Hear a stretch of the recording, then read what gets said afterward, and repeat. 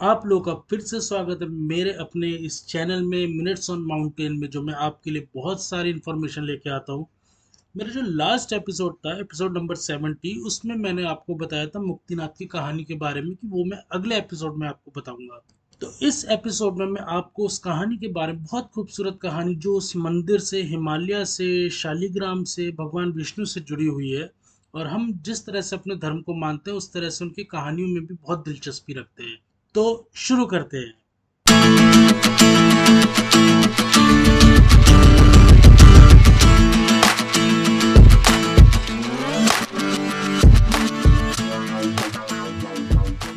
तो मैं आपको बताता हूँ कि हमारे सतयुग के समय पे एक जालंधर नाम का एक बहुत ही भयानक असुर था, और उसकी बीवी थी बहुत प्यारी वृंदा।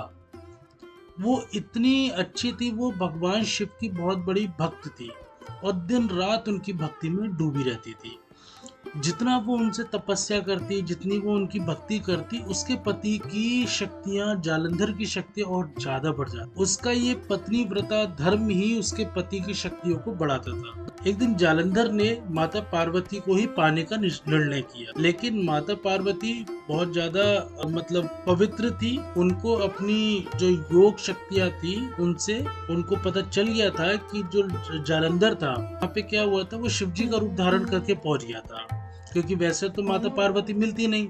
तो जब वो शिव जी का रूप धारण करके चला गया था, तो पार्वती जी ने अपनी उनकी पवित्र शक्तियों से जालंधर को पहचान लिया था और वो बहुत नाराज हुई। उन्होंने शिव जी को बोला कि आप इस जालंधर का वध कर दीजिए, क्योंकि इन्होंने मुझे पाने की इच्छा रखी थी। लेकिन भगवान शिव उसकी पत्नी वृंदा की जो भक्ति थी उसको देख के बहुत प्रसन्न थे, और वो बोले थे कि मैं जालंधर को नहीं मार सकता हूँ उसकी पत्नी की भक्ति को देखते हुए। इस चक्कर में काफी लोग काफी परेशान होते थे। जो देवतागण थे वो लोग गए विष्णु जी के पास में, और उन्होंने विष्णु जी को बोला कि आप ही कुछ इसमें हमारी मदद कीजिए। तो विष्णु जी ने कहा ठीक है, मैं आपकी मदद करता हूँ। और वो जालंधर का रूप धारण करके वृंदा के सामने गए थे छल कपट से। तो जब वो वृंदा के सामने गए थे, लेकिन वृंदा उसको नहीं पहचान पाई, और वहीं पे उसकी भक्ति, जो पत्नी व्रता की भक्ति थी, वो वहां पे खत्म हो गई।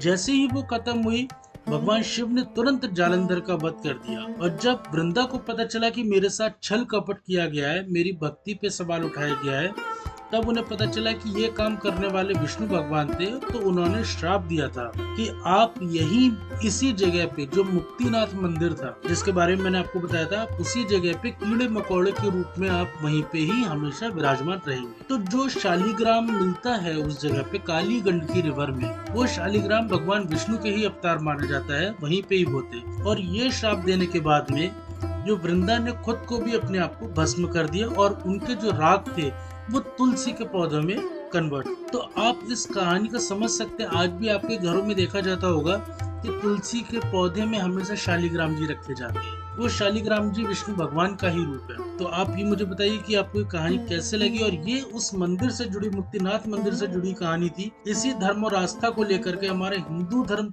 जुड़ा हुआ है उस मंदिर से। तो वहाँ पे काफी लोग दर्शन करने के लिए जाते थे। तो इसके अगला एपिसोड में आपको बताऊंगा दिव्य देशम के बारे में। जुड़े रहिए और बने रहिए मेरे साथ। Thank you.